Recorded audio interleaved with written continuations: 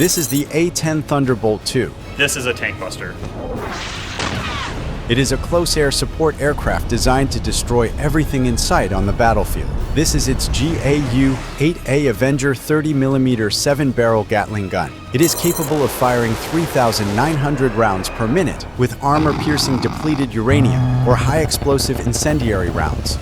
With these rounds, the A-10 has saved the lives of thousands of American soldiers around the world. A true American hero.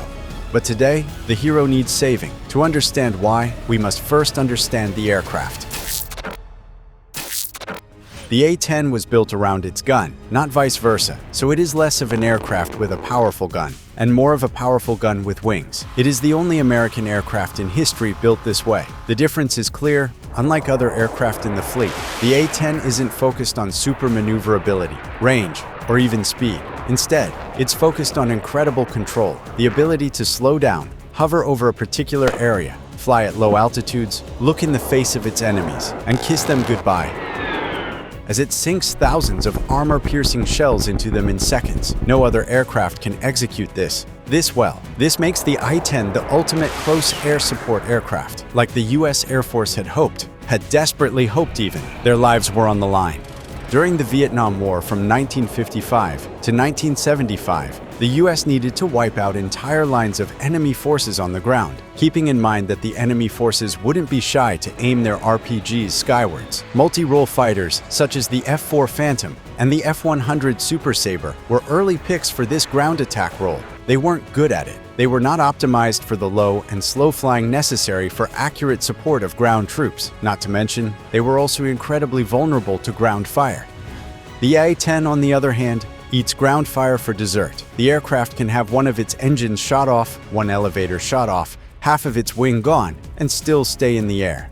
Retired Colonel Kim Campbell and her A-10 are well known for getting hit by a surface-to-air missile and suffering heavy damages, yet flying for over an hour back to base. This incident occurred in 2003, but the A-10 had been impressing the Air Force long before then. In 1991, 132 A-10s were deployed to the Gulf War. By the time they were done, the A-10 had flown 8,100 sorties, launched 90% of the AGM-65 Maverick missiles fired in the conflict, and achieved an A+ mission capable rate of 95.7%. The A-10 subsequently built on these successes in Bosnia and Herzegovina, Kosovo, Afghanistan, Pakistan, Iraq, Libya, and so on, quickly building a reputation for itself. These expeditions showed that there was nothing like the A-10 when it came to close air support to troops. They also showed that the A-10 wasn't entirely dependent on its lethal massive machine gun to win conflicts, but instead executed its missions through an intelligent combination of offensive and defensive suites.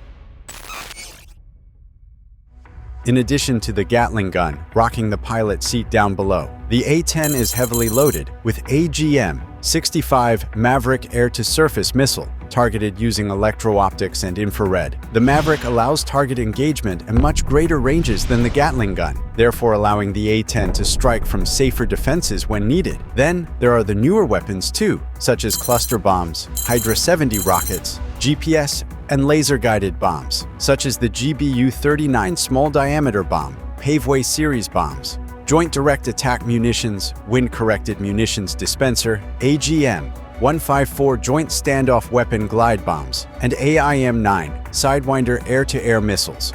The A-10 backs its offense with impressive defense. Being so close to the battlefield grounds is sure to attract constant fire from anyone and anything that's got a weapon. To handle this fire, the A-10 features 1,200 pounds of titanium aircraft armor, whose interior surface that's directly exposed to the pilot is covered by a multi-layer nylon spall shield to protect against shell fragmentation. This enables the A-10 and its pilot to survive direct hits from 23mm cannon fire, 57mm shell fragments, highly explosive explosives, and armor-piercing projectiles. The aircraft also features double redundant hydraulic flight systems and a mechanical system as a backup in case hydraulics is lost. The result is an A-10 that remains flying even with half of all its parts shot off. But sadly, it's going to the grave. After almost 50 years in service, the A-10 seems to be outdated. In 2024, the U.S. Air Force sent at least 39 A-10s to the Boneyard in Arizona. The Boneyard is where aircraft that have lived their useful years go to lay in peace until a major emergency comes up. Such a full-scale war against a major rival, where every airframe would be helpful. But the chances of that are slim, very slim. So the A-10s that go to the Boneyard are going to their graveyard. The 39 sent in 2024 are more than double the 17 sent in 2023. It's therefore a rising trend, and a surprising one too. Despite being half a century old, there is still no other aircraft in the American fleet built from the ground up as a close air support aircraft. The closest thing to it is the multi-role F-35 Lightning II, and we already know how multi-role fighters perform in close air support. However, in the opinion of the U.S. Air Force, the A-10 is from a previous generation, with new weapons like drones, hypersonic missiles, and laser weapons taking the stage. The battlefield has simply evolved beyond the A-10's capabilities. Still, the need for ground attack aircraft hasn't disappeared. Tanks, air defense systems, and enemy infantry will still need to be wiped out. Therefore, the use of the A-10 isn't in question. Its ability to do it in today's world is. If the A-10 could be upgraded to fit into the 21st century and compete with 21st century weapons, the aircraft could continue its successful career for much longer. There isn't exactly an aircraft ready to satisfactorily replace it. In fact, this lack of a better alternative to the A-10 has raised eyebrows. More importantly, it has raised voices. Powerful voices, voices in Congress, voices that probably flew the A-10 back in their day. And these voices are saying one thing rather than retire the A-10. Upgrade the A-10. Thanks to the voices supporting the A-10, not all A-10s are currently on their way to the Boneyard. According to recent numbers, the U.S. Air Force still has over 200 A-10s in service, so there are still quite a number of A-10s to be saved before they're all sent to the Boneyard, batch by batch, year by year. To save them, the U.S. Air Force has been tasked with upgrading them to meet the standards of the modern battlefield. These upgrades are likely the most extensive upgrades the A-10 has ever gotten in its lifetime. So extensive, in fact, that they had to be split in multiple suites. Suite 8. The major upgrade of the A-10 Warthog begins with the Suite 8 upgrades. Suite 8 comes with V-12 lightweight airborne recovery systems installed into the aircraft's center interface control unit. The result is significantly more effective communication between A-10 pilots and personnel on the ground, such as pararescue men and pilots whose planes had been shot down.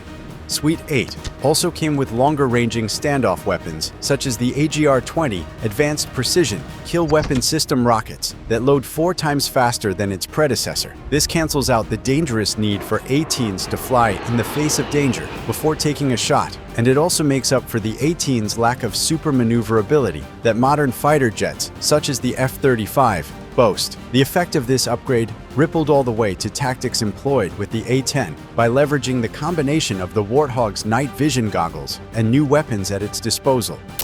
Suite 9.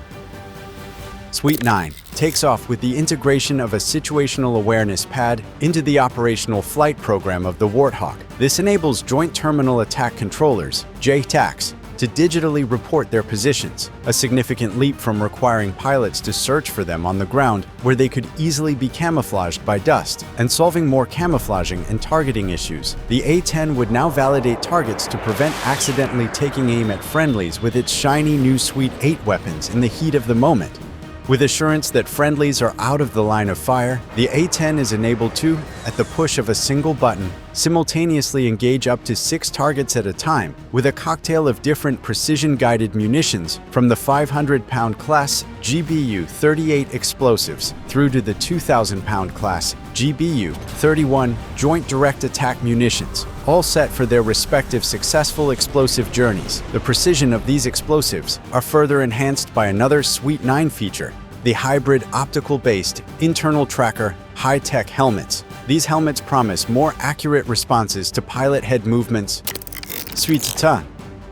With the advent of smart bomb technology taking off, the Suite 10 upgrades of the A-10 came with full integration of laser-guided AGR-20, Advanced Precision Kill Weapon Systems, GBU-31, JDAM guidance kits for converting unguided bombs into all-weather smart bombs, and small-diameter bombs with advanced multi-target engagement capability that would see the Warthog able to take out 18 different targets at once and with much higher accuracy too, in thanks to not only the JDAM guidance and smartness of the new bombs, but also to the A-10's new synthetic aperture radar pod that would have the aircraft aiming like a sniper as it cuts through the air with brand new wings from Boeing that cost over $1.1 billion. Suite 10 then rounded up its showers on the A-10 with a data link that allows threat information to be shared efficiently between A-10 pilots, resulting in increased spatial, battlefield, and situational awareness, all important ingredients for survivability, and so addresses the survivability fears of the Air Force leaders regarding the Warthog, at least significantly. Suite 11. Suite 11 was designed to upgrade the A-10 to as close to fifth-generation aircraft as possible. Now, of course, nothing could be done economically to reshape the aircraft to look as sleek and stealthy as the E-35. But in terms of the avionics, there were changes. Suite 11 focused on the most significant modernization of the A-10's cockpit since 2005. A digital primary display in the form of the new 11.6-inch 1920 by 20 1080 pixel multifunction color display, high-resolution display system, HDRS. The HDRS would pamper pilots with cinema-level quality of targeting pod footage and an advanced map engine to enhance target correlation with the battlefield. Then following the HDRS was the introduction of jam-resistant GPS, a three-dimensional surround sound system, the ARC-210 radio, and agile development methodologies that bring all these upgrades to life, while allowing for rapid enhancement updates to take place, should a Suite 12 of upgrades ever need to happen. The A10 Thunderbolt II stands out as an impressive testament to the art of close air support, having proven its worth across numerous conflicts with its unmatched firepower, resilience, and pilot protection. Its iconic growl from the GAU-8A Avenger gun has been a sound of support for ground forces, echoing through decades of military history. As the challenges of the 21st century threaten its time in the skies, the legend must now show the world that isn't just a relic of past battles, but an ever-evolving machine ready to adapt to the future and defend the United States for years to come. To support this American legend, give this video a like and subscribe to this channel. Thanks for watching.